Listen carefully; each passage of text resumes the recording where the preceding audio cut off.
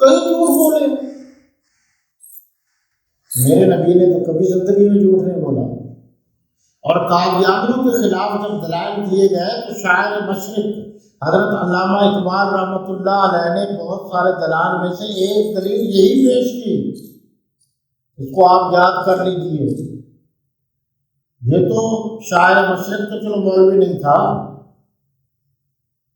ہم پر تو یہ ایک بات بنا کر کہ یہ مولوی حضرات کی باتیں ہیں، وہ سمجھتے ہیں کہ شاید مولوی پاگل ہوتے ہیں، ان کی بات کا کوئی ویلیو ہی نہیں ہوتی. شاعر مشرق نے جو بات کی تھی وہ تو صحیح ہے. انہوں نے تو کہا تھا یہ اسلام کے بھی دشمن ہے، وطن کے بھی دشمن ہے، اور یہ بھی کہا تھا جس نبی نے کبھی امانت میں خیانت نہیں کی، جس نبی نے کبھی بھی جھوٹ نہیں بولا، یہ کیسے ہو سکتا ہے کہ وہ کہے انا خاتم النبیین لا نبی بعدی ولا رسول بعدی ولا امت بعد امتکم، میں آخری نبی ہوں، میرے بعد کوئی نبی نہیں، کوئی رسول نہیں، اور تم آخری امت ہو. جب میرے نبی نے کبھی جھوٹ نہیں بولا تو یہ بھی تو سچ ہے، پھر یہ بھی تو جھوٹ نہیں ہے. میں نے آپ کے سامنے دلائل رکھی، میں نے کسی کو گالی نہیں دی، لیکن مصیبت اور مجبوری یہ ہے کہ لوگ دلائل نہیں رکھتے، صرف فتوے بازی کر دیتے ہیں، گالیاں دے دیتے ہیں. اور ہمارے جو صوفیاء کرام ہیں انہیں کچھ آتا نہیں، پڑھتے نہیں، بزرگوں کے پاس بیٹھتے نہیں، کچھ سیکھتے نہیں، بلکہ وہ ماشاء اللہ سوتے ہی رہتے ہیں. اب اس کا کیا حل ہے میرے پاس؟ مجھے 20 سال ہو گئے ہیں یہاں درس دیتے ہوئے اور آواز دیتے ہوئے کہ اپنے عقیدے اور نظریے کو صحیح کرو، لیکن ہمارے پاس بیٹھنے والے وہی 2 نمبر لوگوں کے پاس چلے جاتے ہیں. یہاں بڑی بڑھ کے مارتے ہیں آتے کہ فلاں یہ ہو گیا، فلاں یہ ہو گیا. جب میں تحقیق کرتا ہوں وہ سارا جھوٹ ہوتا ہے، صرف مجھے بے وقوف بنانے کے لیے باتیں کی جاتی ہیں.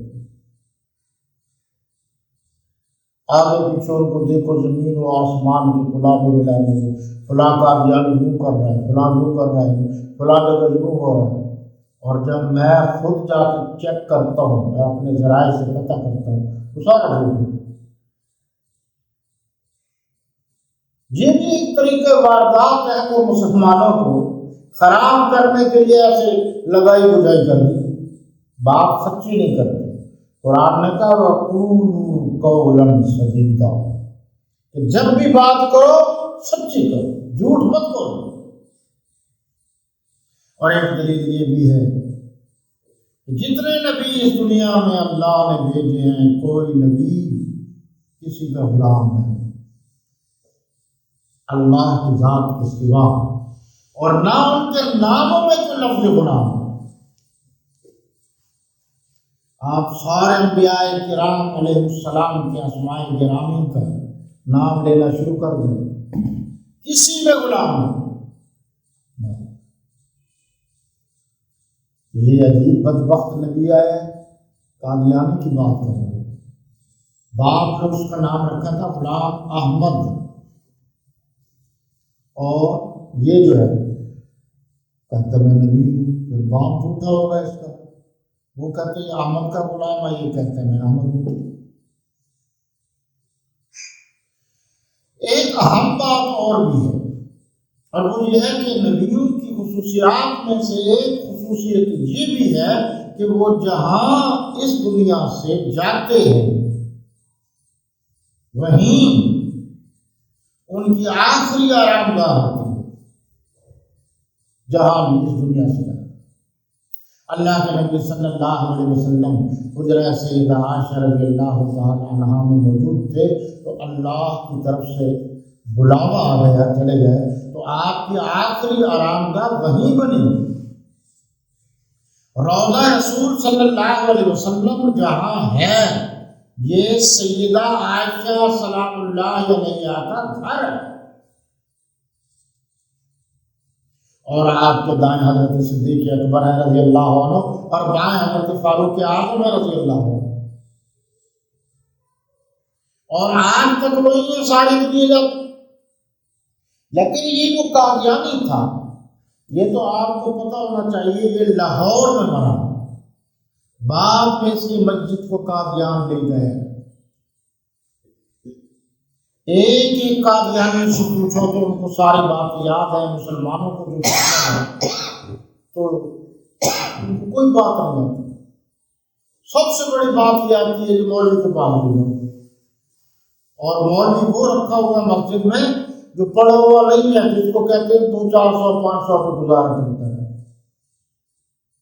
اور آپ کو یہ عالم ہے، تعلیم یافتہ قانونیوں میں بھی تعلیم یافتہ عالم نہیں ہے، کوئی چیک ہی نہیں کرتا اس کی کوئی سند، کوئی ڈگری کہاں سے پڑھا ہے، کیا ہے، کچھ اسٹیپ بائی اسٹیپ اسے چیک کر لیا جائے کہ پہلے سال کیا پڑھا ہے، دوسرے سال کیا پڑھا ہے، تیسرے سال کیا پڑھا ہے۔ ان کو تو خیر پتہ نہیں ہوتا، کسی عالم سے بھی اس کی تصدیق نہیں کرتے، وہ کہتے ہیں بس داد دلیے چلنا چاہیے۔ پھر آگے اس کو کچھ نہیں آتا تو پھر وہ قادیانی جو ہے نا جی، وہ دونوں ہاتھ کھڑے کر کے کہتا ہے نعوذ باللہ کہ میں سمجھا ہوں، حالانکہ وہ جھوٹا ہوتا۔ تو وہ یہ لاہور میں مرا تھا قادیانی، برانڈ رتھ روڈ ہے کوئی، وہاں رام گلی ہے، اس کی لیٹرین میں یہ بنا تھا، اور یہ بروز منگل تھا، 26 مئی 1908 کو یہ مرا تھا۔ پھر اس کی لاش کو لے کر گئے تھے قادیانی میں۔ اس پر ایک رسالہ بھی لکھا ہے آغا شورش کشمیری نے، اجمی اسرائیل۔ یہ اسرائیل کی بات آج کل چل رہی ہے تو آپ پر غور کریں، غور، آپ کو یہ باتیں کوئی نہیں بتائے گا، اس لیے کہ وہ ان ٹچ ہی نہیں ہے ان چیزوں سے۔